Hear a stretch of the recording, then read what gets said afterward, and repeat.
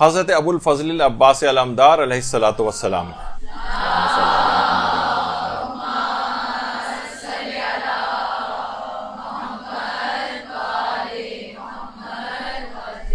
حضرت عباس علمدار جن کی تعریف کے لیے کسی نے جملہ صحیح کہا ہے کہ عباس کی تعریف یہ ہے کہ وہ شخص جس کی تلوار میان میں ہو اور دشمنوں کی نیندیں حرام ہو اسے عباس کہتے ہیں.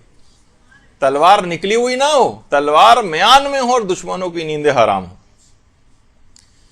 تو ہمارے علماء میں آیت اللہ علی آقا قاضی جن کا بار بار اکثر تذکرہ آتا ہے، اور ظاہر اخلاق کی گفتگو ہو رہی ہے تو علماء اخلاق کا تذکرہ کیوں نہیں آئے گا. وہ یہ فرماتے ہیں کہ جس زمانے میں ان کے جوانی کا دور تھا، یہ آیت اللہ علی آقا قاضی کی جوانی کی تصویر، فرماتے ہیں کہ میں اس وقت حرم حضرت ابو الفضل العباس میں نماز کے لیے تیاری کر رہا تھا، اور نماز میں نیت باندھنے ہی والا تھا کہ ایک دیوانہ سا شخص میرے پاس آیا اور اچانک سے آ کر ہنس کے مجھ سے کہنے لگا بغیر وضو کے نماز نہیں ہوتی، وضو تو کر کے آ جاؤ. کہنے میں حیران اور پریشان رہ گیا. اچھا، عام طور پر وہ افراد جو کہ دائم الوضو رہتے ہیں وہ اکثر یہ ہوتا ہے کہ وضو ٹوٹنے کے بعد بھول جاتے ہیں دوبارہ وضو مثلا اگر نہیں کیا تو نماز کے لیے، کیونکہ ہر وقت عادی ہوتے ہیں کہ بس وضو تو ہے ہی اور نماز کے لیے کھڑے ہو گئے. یہی کیفیت علی آقا قاضی کی بھی تھی. کہہ رہے ہیں میں نے واقعی غور کیا تو میں وضو ٹوٹنے کے بعد میں نے دوبارہ وضو نہیں کیا تھا. اب آپ دیکھیں گے حضرت ابو الفضل العباس کے در کے دیوانے بھی ایسے عرفا ہوتے ہیں. تو کہنے میں نے وضو کر کے آیا اور نماز ادا کرنے لگا. نماز کو جب میں نے ختم کیا تو وہ دیوانہ پھر آیا میرے پاس اور آ کر کہنے لگا میرے کان میں کہ ابو الفضل العباس تمام اولیاء خدا کی پناہ گاہ ہیں، جو مشکل حل کروانا ہو حضرت ابو الفضل کے پاس جا کر ان سے حال دل کہو، تمہاری مشکل حل ہو جائے گی. علی آقا قاضی فرماتے ہیں کہ میں نے 18 سال تک ریاضتیں کی تھی، 18 سال، مگر مجھے لگ رہا تھا کہ میں جیسے روحانیت کے خاص مقام پر آ کر رک گیا ہوں، آگے نہیں بڑھ رہا ہوں اور روحانیت کا دروازہ کھل نہیں رہا ہے. میں تمام نماز، روزے، اذکار، دعائیں، زیارات، تلاوت، لیکن لگ رہا تھا کہ ان تمام اعمال کو انجام دینے کے بعد بھی عشق پروردگار کی اس کیفیت کے اوپر میں نہیں پہنچ پا رہا ہوں کہ جو مجھے حاصل ہو جانی چاہیے تھی، اور میں گویا ایک لحاظ سے نا امید ہی ہونے لگا تھا.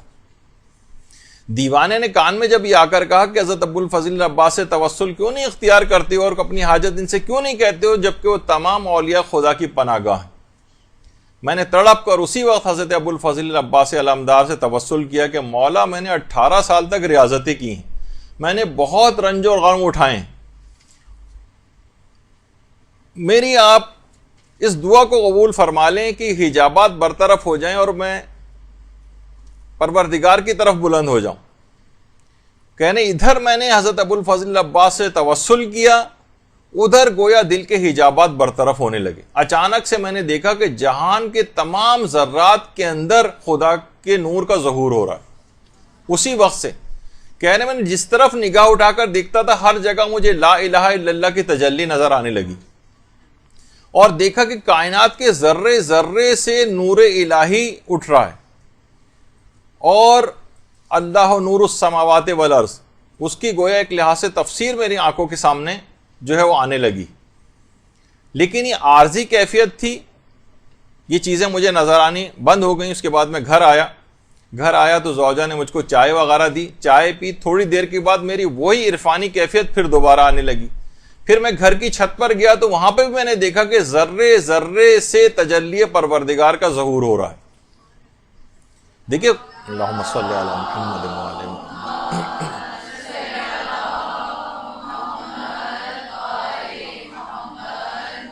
دیکھیے خدا ہر قسم کی جسمانیت سے منزہ اور مبرہ، لیکن دل کی آنکھوں سے اس کو دیکھا جا سکتا ہے. تو فرماتے ہیں کئی مرتبہ ایسی کیفیات ہوئی کہ میں آسمانوں کے اوپر نگاہ کرتا تھا، ہر جگہ کے اوپر نگاہ کرتا تھا، ہر جگہ مجھے تجلی پروردگار اور گویا اس کا نور بکھرا ہوا نظر آتا تھا، یہاں تک کہ میری کیفیت مستقل ہو گئی. اور اس کے بعد فرماتے ہیں کہ بہرحال پھر اس کے بعد آپ گھر تشریف لے آئے, پھر کیفیت پوری مستقل ہو گئی, اور یہ واقعہ بھی ان کو اس میں ملتا ہے. ایک دفعہ مکمل طور پر زلزلہ آیا کہ پورا گھر گر گیا, اور پورا گھر گر گیا. سارے طالب علم جو گھر میں درس دیتے تھے سارے طالب علم اٹھ کر بھاگے, لیکن آیت اللہ علی آقا قاضی اپنی کرسی پر اسی طریقے سے بیٹھے رہے کہ جب حفاظت کرنے والا پروردگار ہے, اور یہ بات کہتے تھے کہ تم دعوی توحید کرتے ہو لیکن پھر بھی مغلوب اور پریشان ہو جاتے ہو. لوگ ہوتا ہے نا کہ فوراً مغلوب اور پریشان ہو جاتے, ذرا سی کوئی نامساعد حالات آئے, کچھ آئے, فوراً مغلوب اور پریشان ہو گئے اس سے. اور ان کے شاگرد بھی کہتے ہیں کہ ایک دفعہ ہم مسجد سہلا کے اندر بیٹھے ہوئے درس دے رہے تھے ہمیں, تو ایک بڑا سا سانپ نکل کر آ گیا. سارے طالب علم ڈر کر بھاگے سانپ سے, لیکن علی آقا قاضی وہیں پر بیٹھے رہے اور کہا مت باذن اللہ, اللہ کے حکم سے مر جا. اور اسی وقت سانپ بے حس و حرکت ہو گیا, اور اس کے بعد درس دینا شروع ہو گئے. سارے طالب علم دوبارہ بیٹھ کے درس شروع ہو گیا. بار بار پلٹ کر دیکھتے بھی جا رہے تھے, لوگ پریشان تھے, یہاں تک کہ درس ختم ہوا. علی آقا قاضی اٹھ کر گئے تو طالب علم باقاعدہ ایک لکڑی وغیرہ لے کر آئے, اور اس کے بعد سانپ کو ہلا جلا کر دیکھتے رہے کہیں زندہ تو نہیں, لیکن وہ واقعی مر چکا تھا. تو حضرت عباس علیہ الصلوۃ والسلام کے توسل سے علماء نے کتنے بڑے بڑے مقامات کو حاصل کیا ہے. علی آقا قاضی کے متعلق جو بھی آپ باتیں سن رہی ہیں, آپ اس سے پہلے بھی ان کا کتنا تذکرہ آیا اور کتنی ان کی کراماتیں آئیں, ذکر ہو چکی ہیں, تو آپ کے دماغ میں آتا ہے نا کہ کیسے اس مقام کو حاصل کیا. تو دیکھیں آپ نے کہ حضرت عباس کے توسل سے اگر کوئی بھی دعا مانگی جائے تو اس کی کتنی اثر پذیری, بس تڑپ کے مانگی جائے, پورے اعتقاد کے ساتھ مانگی جائے, تاکہ عدم قبولیت کا کوئی امکان ہی باقی نہ رہے.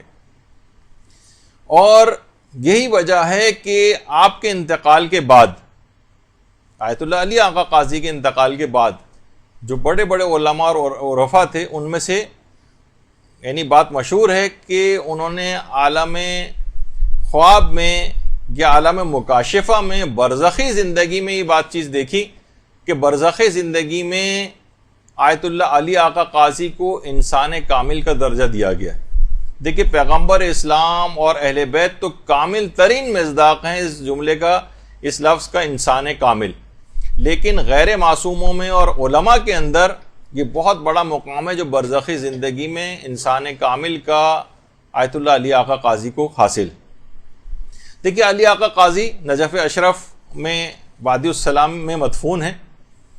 دیکھیے جو نجف کی سرزمین ہے اس کے متعلق علماء یہ بات کہتے ہیں کہ یہاں پر 360 انبیاء کی قبریں ہیں نجف میں, 360, اور کربلا میں 260 انبیاء کی قبریں, اور حضرت آدم حضرت نوح کی قبر تو ذریعہ امیر المومنین کے اندر ہی. ایک عالم مرحوم آقا سید ہاشم رضوی ہندی انڈیا کے عالم دین تھے, خود علی آقا قاضی کی خدمت میں بہت عرصے تک فیض اٹھایا اور 94 برس کی عمر میں انتقال کیا قوم میں. وہ فرماتے تھے کہ اہل عراق کی جتنی مشکلات ہیں, میں نے اندازہ یہ کیا ہے کہ ان کی مشکلات کی جو ایک بڑی وجہ ہے وہ وہاں کے اکثر لوگوں کی حضرت امیر المومنین علیہ الصلوۃ والسلام کی عدم معرفت ہے, یعنی اتنی معرفت نہیں ہے جس اعتبار سے ان کی ہونی چاہیے.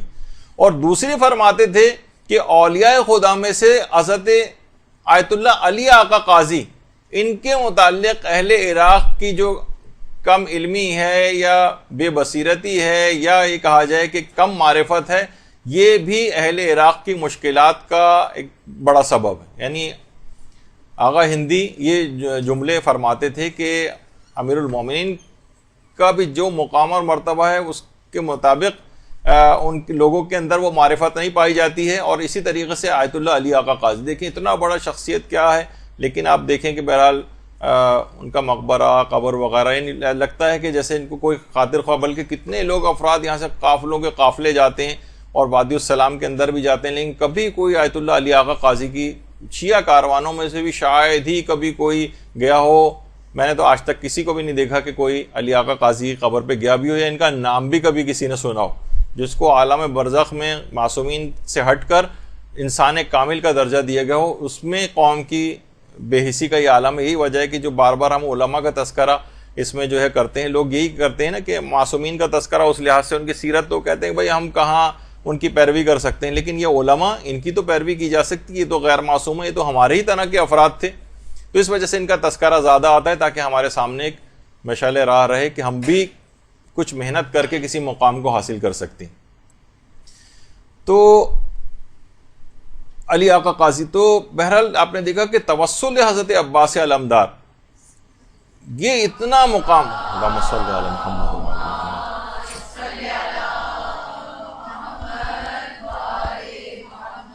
کتنا بڑا مقام دلوا گیا علی آقا قاضی. اور آج حیران ہوں گے کہ جو انحرافات اور فتنے پھیل رہے ہیں اور سوشل میڈیا کے اوپر بہت زیادہ اس کے اوپر کام ہو رہا ہے, اس میں آج کل سوالات اٹھائے جا رہے ہیں کہ کیا حضرت ابوالفضل العباس کو باب الحوائج کہنا صحیح ہے, کیا ان کو توسل اور واسطہ بنایا جا سکتا ہے.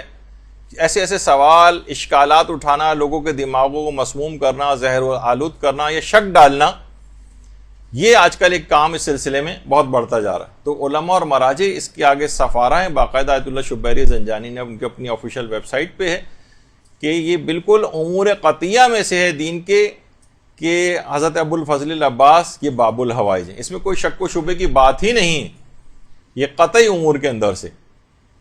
ایک بزرگ عالم دین سے ایک دفعہ کسی نے پوچھا تھا کہ ایک سوال ہے کہ مقام حضرت عباس علمدار افضل ہے مقام سلمان فارسی. کہا جاتا ہے نا کہ دیکھیے سلمان فارسی ایمان کے 10 کے 10 درجے کے اوپر فائز ہیں. ان عالم نے کہا خبردار ایسا سوال بھی دوبارہ مت کرنا, خواہ سلمان ایمان کے 10 درجوں پر فائز ہوں, مگر یہ بات یاد رکھ لو کہ ابوالفضل العباس ایسی شخصیت کا نام ہے جن کی ایک نگاہ لطف سے سلمان بن جاتا ہے. اللہم صلی علی محمد.